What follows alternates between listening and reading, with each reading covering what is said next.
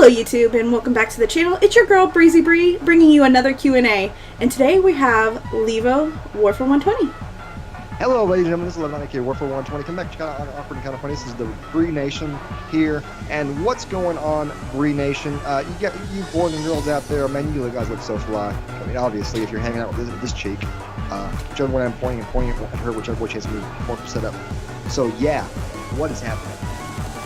Alright, so we're gonna jump into the Q&A. Levo, we're gonna go back and forth, question 6 times, and then just chillax. Alright? I mean, yeehaw.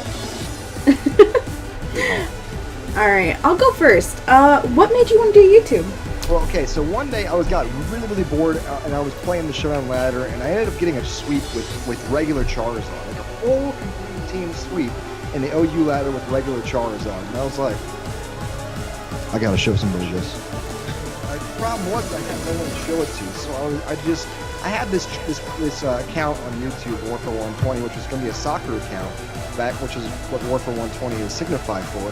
But I ended up uploading it to there, and then over time just started getting involved with the community after I saw a couple A-Drive Elite Battle videos, and I was like, that's really freaking cool. I wanted to get involved with that, and that kind of inspired me, and push comes to shove, and ended up going from being just a pastime to being a full hobby to being just a complete obsessive compulsive hobby. Right, you're doing very well. Oh shuckies. Red face over here. Sorry.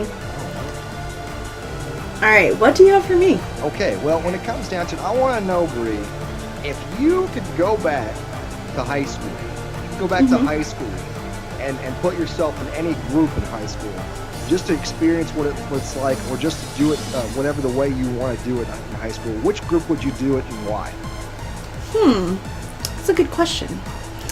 So I was always like the nerdy girl, but also I hit that side though very well, so I was like a mix of like everything. So I mean, if I could, I would probably be an athlete. Okay. In the athlete groups, yeah. Which sport would you play? Would you play a little volleyball? Would you play some basketball? What would you play, girl? Probably volleyball. Nice. Yep. Alright, what do you like to do other than make YouTube videos? What do I like to do other than YouTube videos? Yeah. I actually am an avid golfer. I play golf with my dad a lot. I actually played in high school. Played actually on the same junior tour as Jordan Spieth for back in 8th grade. Jordan Spieth, by the way, is Masters champion for 2 years in a row for 2014, 2015. But that's just, I didn't play with him. I played on the same tour as him, what I'm trying to say. I also was an avid bass guitar player. I did play for a couple of church bands back in the day. Never made it past the church bands because I didn't have the free time. I really enjoy writing. That's why I have a link to my fan fiction page on my YouTube, even though I haven't uploaded there for quite a while. And I do plan on publishing a couple of fiction novels pretty soon in the future. It's kind of a side hobby of mine, as I like to have fun with that. And also a final hobby is just reading. I mean, I really love some reading. It's good stuff. Helps stimulate the mind and express and learn and help you learn more vocabulary. There you go. Finally got it out. It was kind of stuck. It was just stuck. All right. If you could, Bree, I gotta ask you, if you could trade places with any YouTuber, not PokeTuber, any YouTuber, and just be them, why?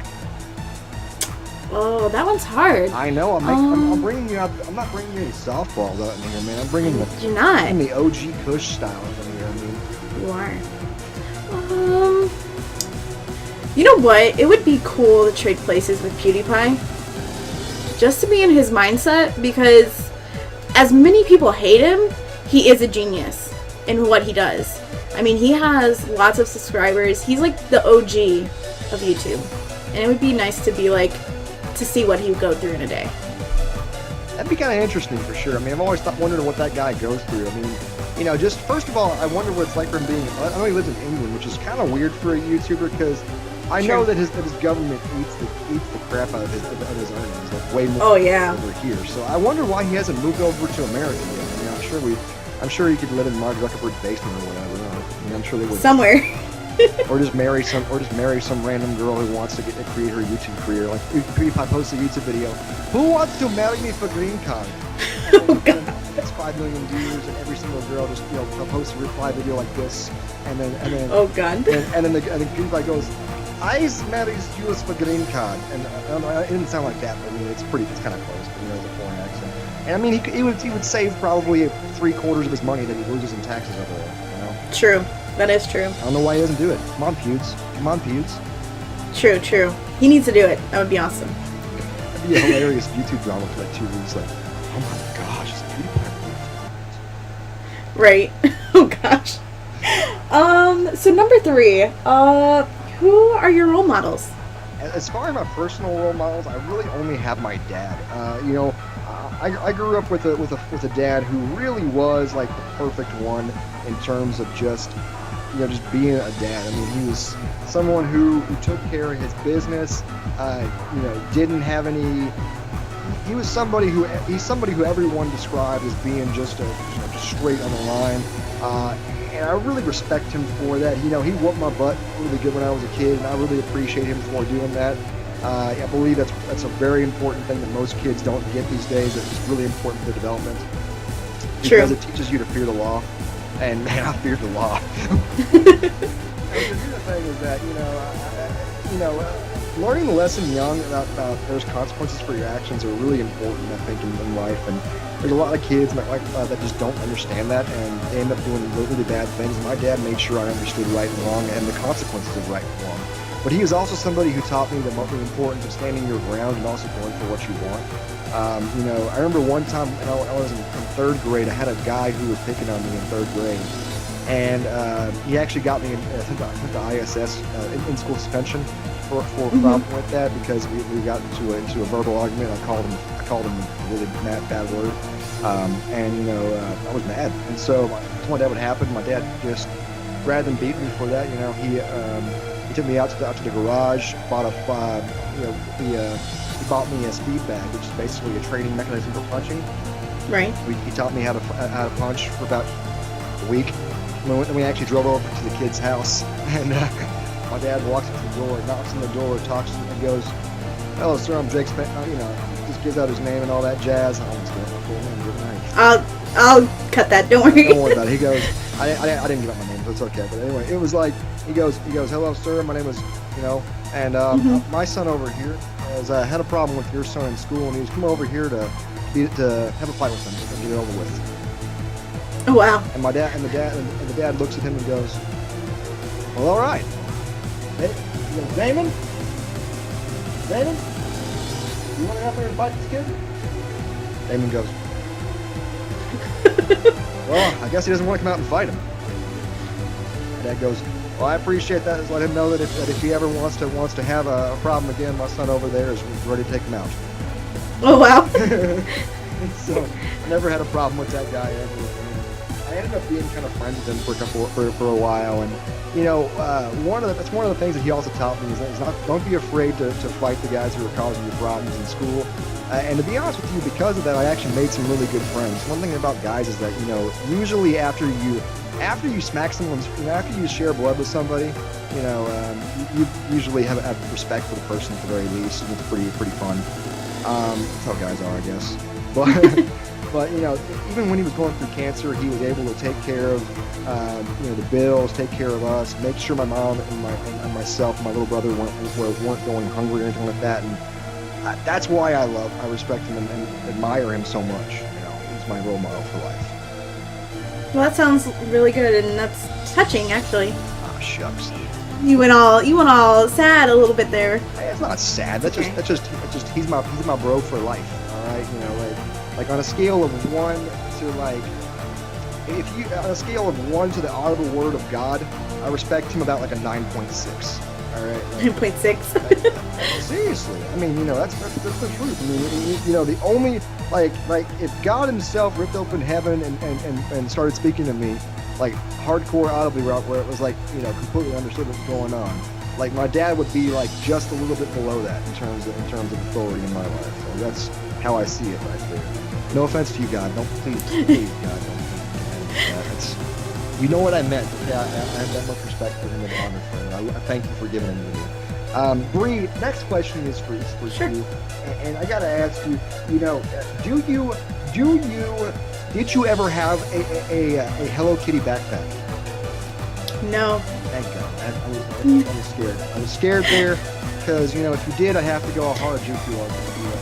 What? No, I was always an anime fan. I was never like a cutesy type person, so I was always in the anime, but nothing Hello Kitty. Nope. I get you. The next question for you will be about anime, so get ready for that one right there. Alright, I'm ready.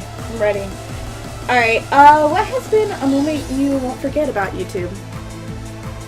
About YouTube or about my YouTube? Yeah, that's the question. About your YouTube. Okay. Clearly, my favorite. There's two moments that stick out to me, really in particular. One of which was whenever I smashed my lamp on my head in the middle of a stream, and I mean it's on my YouTube. It's the front video that you see if you're not a subscriber to my channel.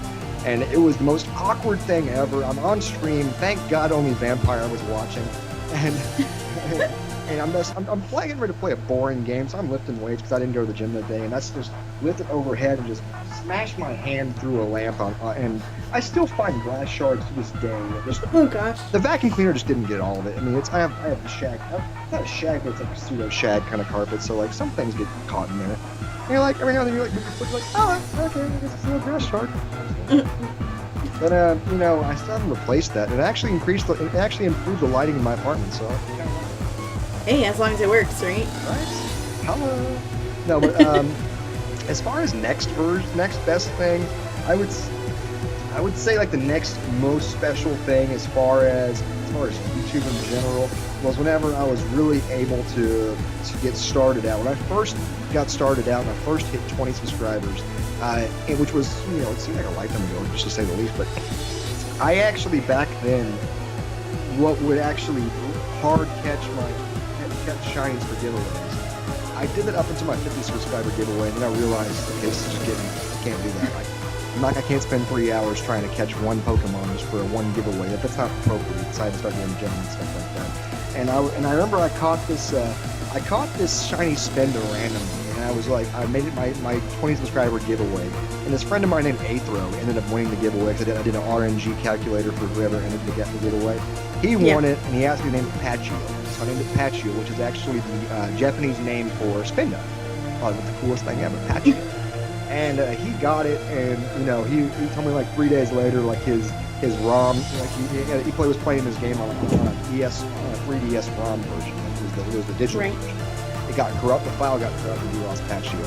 And so every now and then we'll comment on each other's videos or comment on each other's stuff and just say like rest in peace Pachio. And so it's a memory for us. Sounds like a good memory. It wasn't. Well, it was a good 7. Those two. Bree, okay, serious question now time. Okay. What is your favorite part of Yu Yu Hakusho?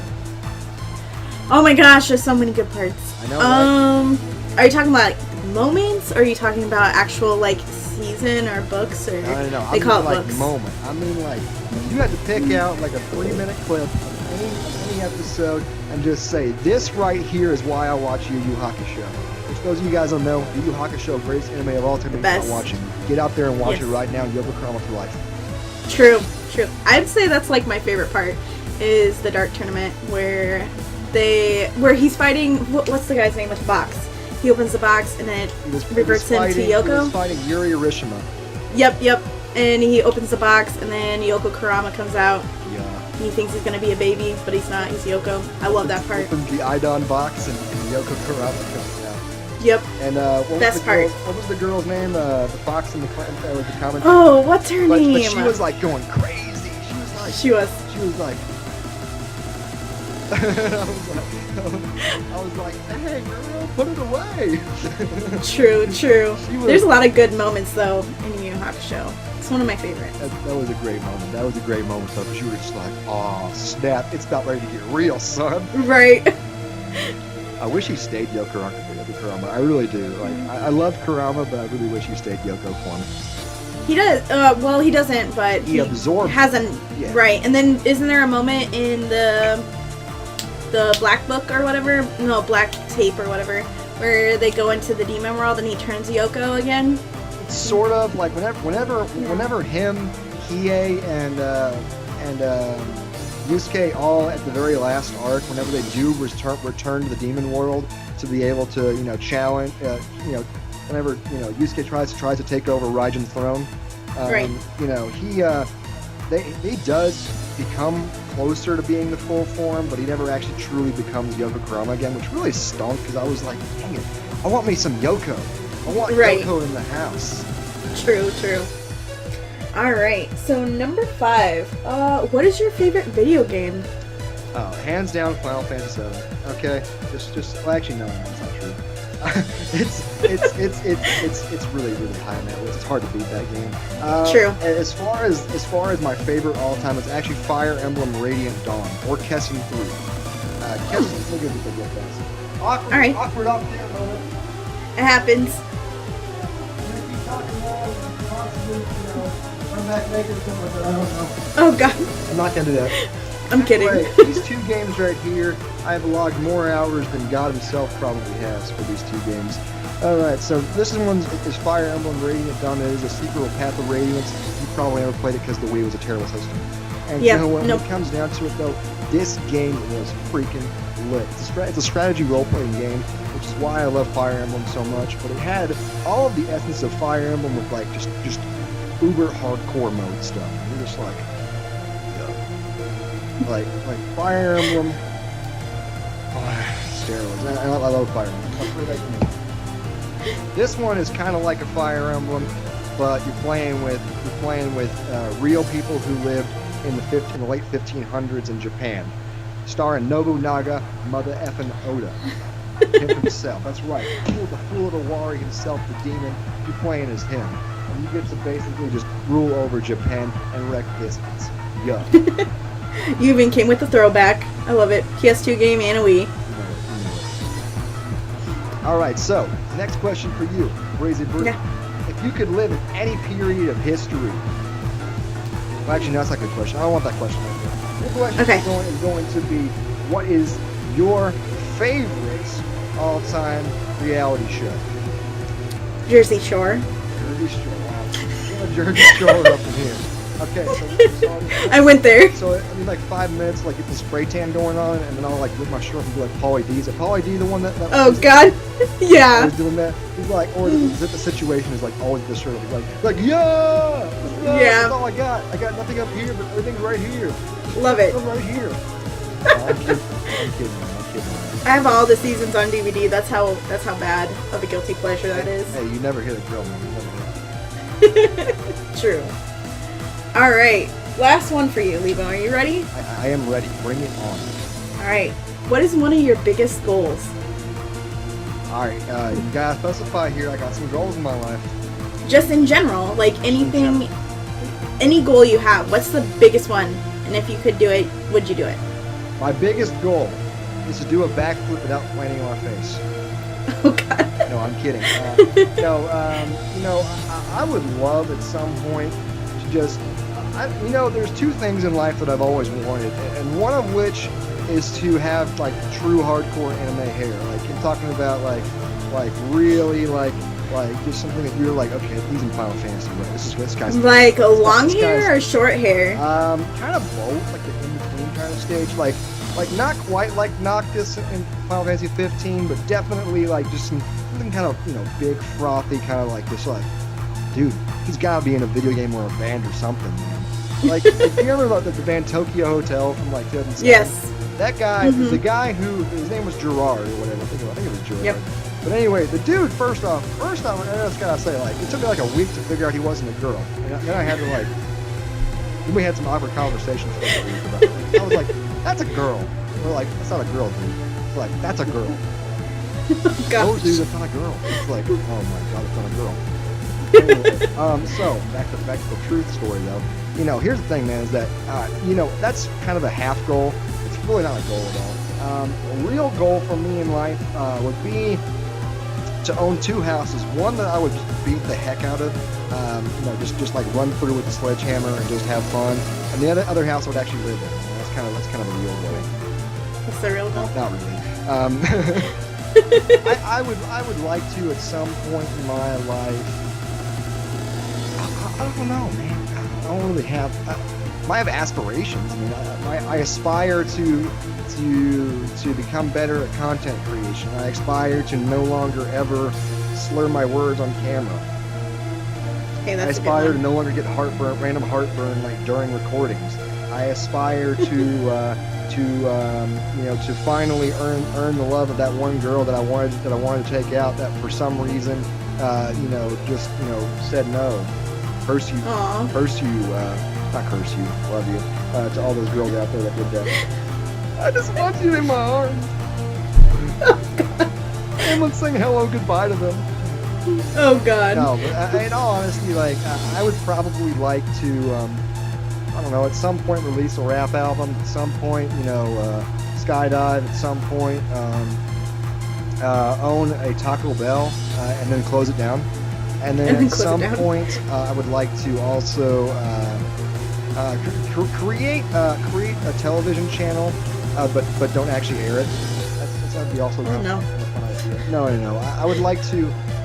My goal for 2020 through 2018 is really to own my own business on the side, and just, you know, really own my own real hardcore business, whatever it be. It's kind of a goal for me. I've always wanted to be an entrepreneur, so that kind of idea. Because an entrepreneur, you're able to be free and do whatever the heck you want, pretty much. And that's.